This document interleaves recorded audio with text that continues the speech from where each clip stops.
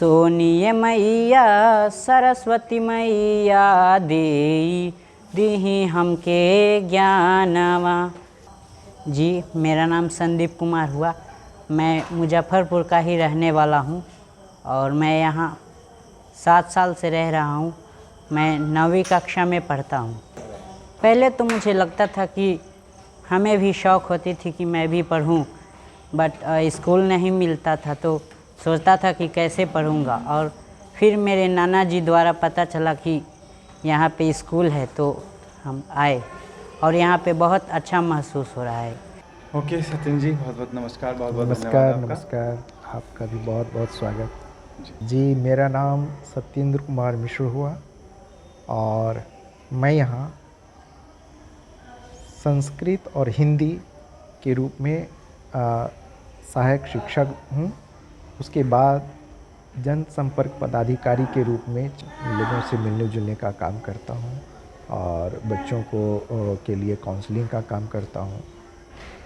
जी बिल्कुल सत्येंद्र जी, अभी सामने में देख रहे हैं हम लोग जी बच्चे हैं जी और बड़े खुश हैं ये लोग, बड़े अभी जी बहुत खुश हैं और इन सबको अपना घर से भी बेहतर लगता है। हाँ, और हमारी कोशिश रहती है कि इनको घर जैसी हम सुविधा दें। अच्छा, मान लीजिए कि अगर इन्हें ये यहाँ पे किस तरीके से फील करते हैं, ये अगर इन्हें बताना हो तो क्या हम इनमें से किन्हीं से आग्रह कर सकते हैं जो कुछ वो बताएं अपनी भाषा में? जी, साइन लैंग्वेज में मैं बिल्कुल इनसे बात कर सकता हूँ। आप उसे थोड़ा सा इंटरप्रेट भी करने में हमारी मदद कर सकते हैं? बिल्कुल। जैसे आप प्रश्न करेंगे तो मैं इनको समझाऊंगा।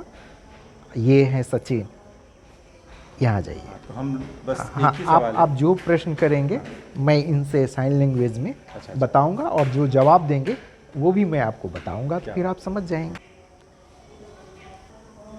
आपका नाम क्या है? नाम बता रहा है SACHIN, यानी कि सचिन, PATEL, पटेल। इसका नाम हुआ सचिन पटेल। आपका गांव कहाँ है? गांव कहाँ है? BAIRIYA,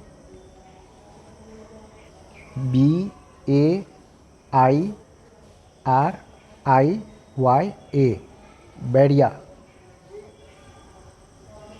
हाँ, सीतामढ़ी। और आप किस कक्षा में पढ़ते हैं? EIGHT, 8वीं कक्षा में है ये। अच्छा, अंतिम इनसे एक सवाल, यहाँ पे ये किस तरीके का अनुभव करते हैं? आप यहाँ रहते हैं, सोते हैं, खाते हैं, पढ़ते हैं, डांस भी करते हैं, खेलते भी हैं, तो कैसा महसूस करते हैं? खेल में अच्छा लगता है और यहाँ पर सब कुछ अच्छा लग रहा है, बढ़िया, बहुत खुशी, हैप्पी खुश महसूस करते हैं, जो कि चेहरा से झलक रहा है। और कुछ कहना चाहेंगे? हाँ,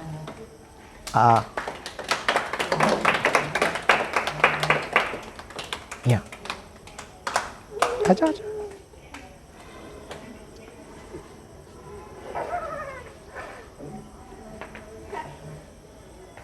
आप पूछिए। बस पहला तो नाम और आपका नाम क्या है? KOMAL, कोमल, KUMARI, कोमल कुमारी। कहाँ से हैं कोमल आप? कहाँ से? घर कहाँ हुआ? BAIRIYA,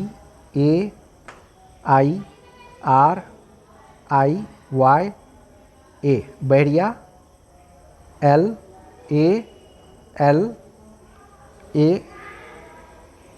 LALA, लालटेन।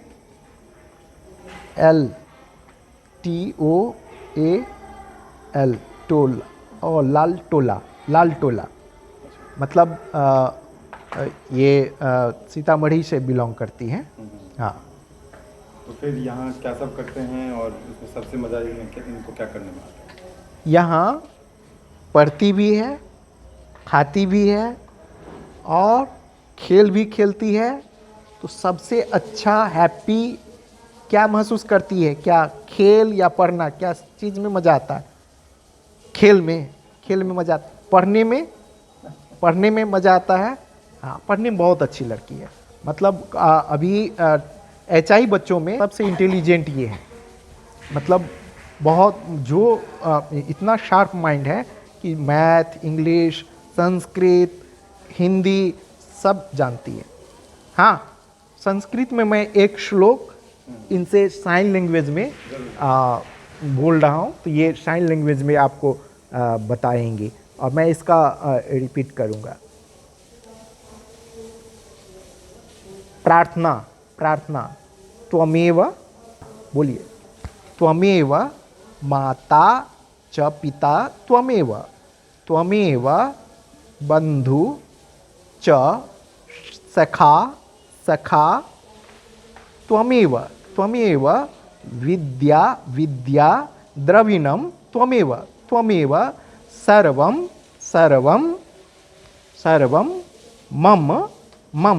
मम देव। चलिए, बहुत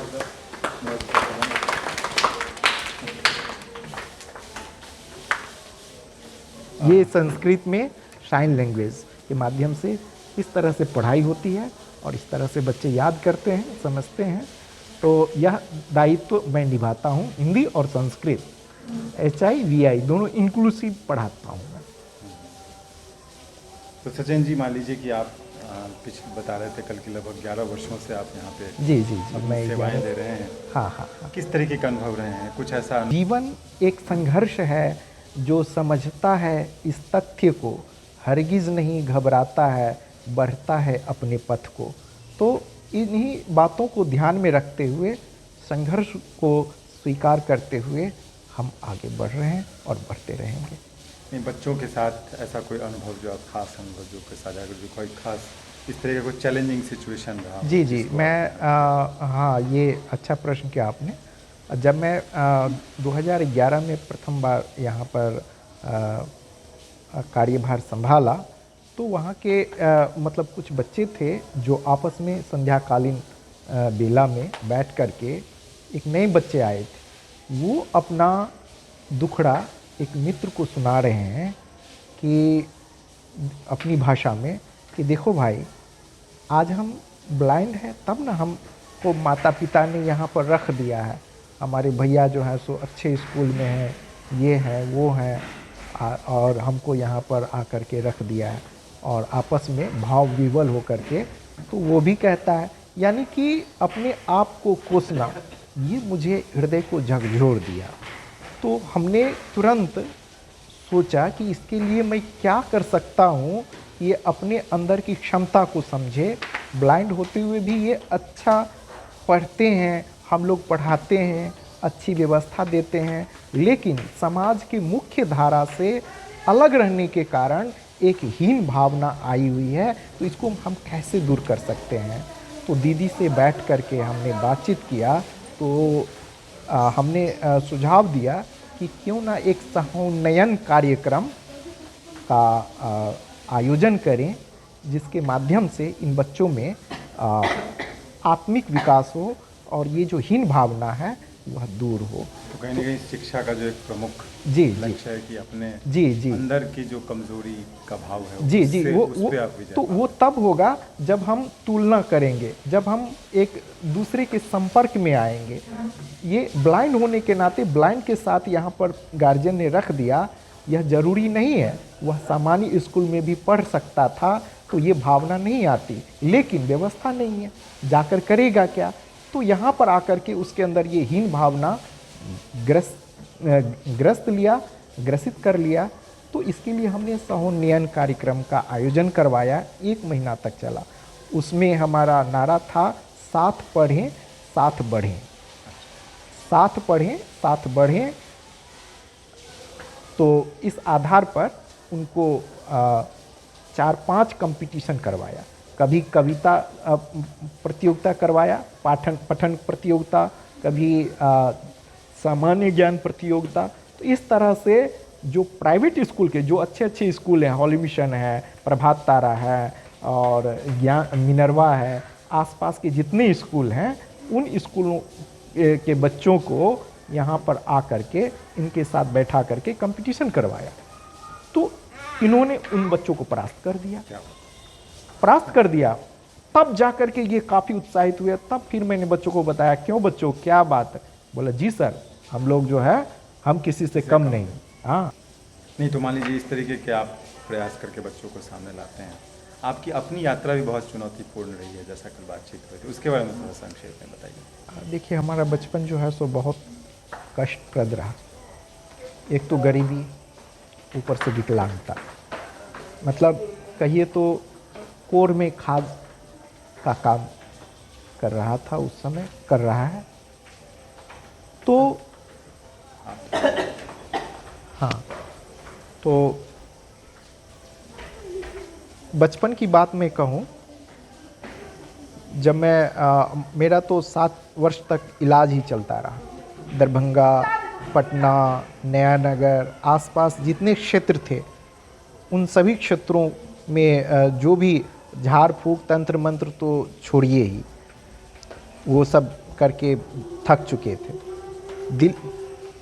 दरभंगा में अभी तक से वो सिहरन पैदा कर देता है उन दृश्यों को याद करके। मतलब फिजियोथेरेपी के दौरान हमें ईसा मसीह की तरह क्रॉस जैसा लटका करके और बिजली का शॉट दिया जाता था। मुझे याद है वो सिहरन, वो दर्द मुझे अभी तक से झकझोर रहा है। संयोग से 1987-88 में जो भूकंप आया, तो उस भूकंप के दरमियान हमारा फूस का घर था, टूट गया। फिर जो भाड़ा के लिए किराए के मकान में जहाँ पर गया था, ठीक उसके बगल में सरकारी स्कूल थे, उसी में मैं पढ़ना शुरू किया और फिर 8वीं तक ही पढ़ पाया, क्योंकि वह मिडिल स्कूल था। फिर 10वीं और 9वीं जो है घर पर ही रह करके, 11वीं 12वीं भी घर पर ही रह करके सिर्फ परीक्षा के लिए जाता था और अपना 12वीं तक करके फुल स्टॉप हो गया। इसलिए कि उसके बाद की परीक्षा का सेंटर जिला स्तर पर, मतलब समस्तीपुर जिला में कॉलेज में पढ़ता था, तो मैं जा नहीं सका। कोई ले जाने में दिलचस्पी थे नहीं लोगों को, चूँकि अर्थाभाव था और ले जाने के लिए समय चाहिए, पैसा चाहिए। तो बस वहीं पर हमारी यात्रा ख़त्म हो गई। फिर 1999 में आदर्श विकलांग सेवा संस्थान के माध्यम से हमने जागरूकता का काम किया, दिव्यांग बच्चों के बीच रह कर के जो अपने अधिकारों के बारे में बताते थे।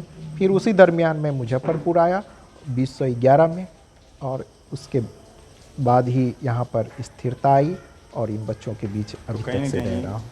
लोगों के जीवन में जो आपदा आती है जी, तो आपके जीवन में जब घर टूटने जैसी आपदा आई तो वो एक जी अपॉर्चुनिटी बन के हाँ, भगवान जो करते हैं अच्छा करते हैं। तो इस बात को यहाँ पर उन पर मुझे विश्वास है, तो उनको धन्यवाद देता हूँ। और ये भी जो है, ये भी जो दिया उन्होंने, तो हमें कोई गिला नहीं, कोई शिकवा नहीं। और मैं समझता हूँ कि उन्होंने हमें आशीर्वाद के रूप में ये दिया, इससे हमें कभी कोई शिकायत नहीं रही। शायद यही कहिए कि यही मंत्र होना चाहिए कि जीवन में आपदा चुनौती जो भी आवे, हाँ, उसको अवसर में कैसे बदलें। जी बिल्कुल। और उसमें अवसर कैसे देखें। जी, वो अवसर इस रूप में सकारात्मक सोच जब पैदा करेंगे तभी वो अवसर के रूप में समझेंगे। हमारा एक ही सिद्धांत है कि महत्वपूर्ण वह नहीं होता जो हमारे पास नहीं है, महत्वपूर्ण वह होता है जो हमारे पास है। जो शेष है वही विशेष है। और इन्हीं विशेषताओं के आधार पर मैं बच्चों से भी कहता हूँ कि आप अपने आप को हीन कभी ना समझें, आगे बढ़ें, पढ़ें और खूब मन लगा कर पढ़ें, क्योंकि शिक्षा एकमात्र ऐसा हथियार है जिसके बदौलत हम दिव्यांगता को बहुत हद तक कम कर सकते हैं, शिक्षा के माध्यम से, मात्र एक शिक्षा। अच्छा, ये आपने बिल्कुल बहुत सही बात कही। और शायद ये एक ऐसी चुनौती है जिसमें समाज का हर व्यक्ति किसी न किसी तरीके से योगदान दे सकता है। आप कल बता भी रहे थे कि किस तरीके के सहयोग लोग कर सकते हैं, किस तरीके से यहाँ पे, या फिर इस तरीके के जो भी संस्थान है जहाँ। हाँ, बिल्कुल। तो ये आप थोड़ा बताइए कि लोग इस तरीके के प्रयासों से किस तरीके से जुड़ सकते हैं और किस तरीके से योगदान दे सकते हैं, ताकि मान लीजिए कि समाज में सभी लोग एक धारा में शामिल हो सकें, सभी को समान अवसर मिले? देखिए, कोई भी अच्छा काम हो तो वो अकेले नहीं संभव है। कोई भी अच्छा काम करने के लिए हमें आपस में परस्पर एक दूसरे की मदद चाहिए, और वह मदद तन मन धन इन तीनों से हो सकता है। हम वहाँ जाएं, वहाँ समझें, चाहे आसपास जो भी हो, संस्थान हो, विद्यालय हो, या इस तरह के नज़र में कोई बच्चे हों दिव्यांग, तो उनको हम कुछ नहीं है तो मानसिक रूप से भी हम उन्हें सहायता कर सकते हैं। अब जैसे हमारी संस्थान है शुभम विकलांग विकास संस्थान, यहाँ पर हमें आए दिन समस्या रहती है, इतने बच्चों को संभालना बहुत मुश्किल काम होता है, लेकिन लोगों का सपोर्ट भी मिलता है। फिर भी इस रूप में लोग आकर के हमें अपना समय दे सकते हैं। जैसे शिक्षित हैं तो शिक्षा दे सकते हैं, कोई तकनीकी ज्ञान है तो तकनीकी ज्ञान से इन बच्चों को मदद कर सकते हैं। कुछ नहीं है तो इनके साथ समय दे कर के ही इनमें सकारात्मकता भर के इनको जीवन में आगे बढ़ाने के लिए प्रेरित कर सकते हैं। चलिए, हम यही आग्रह करेंगे अपने सुनने वालों से और जो भी इस यात्रा में साथ चल रहे हैं उनसे कि अपना जोश बनाए रहें। जी बिल्कुल। और इस यात्रा में और ऐसे अनेकों यात्रा में समाज को आगे ले जाने में प्रयास करें। बिल्कुल बिल्कुल। सत्येंद्र जी, आपने हमसे बात की, बहुत बहुत धन्यवाद। जी, आपका भी बहुत बहुत धन्यवाद, बहुत बहुत स्वागतम।